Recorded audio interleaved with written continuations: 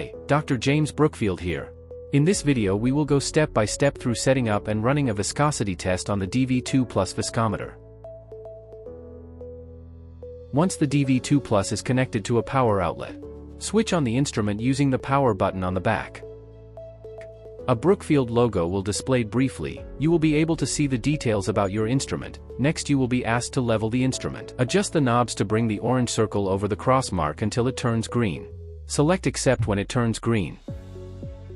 While auto-zeroing you should remove the spindle and select Run.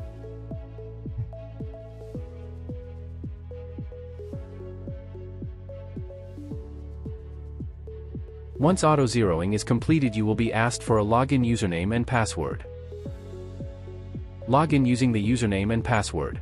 You will be presented with the Configure Viscosity Test screen.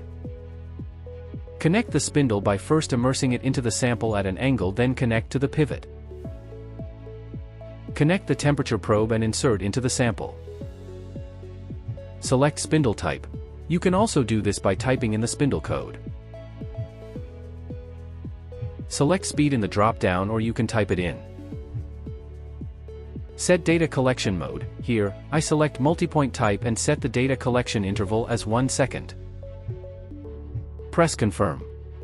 You can also set end condition. Let's select time and set duration to 1 minute.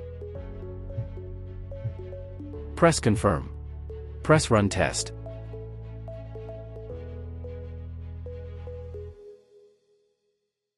Once test is complete, you will be shown the test results.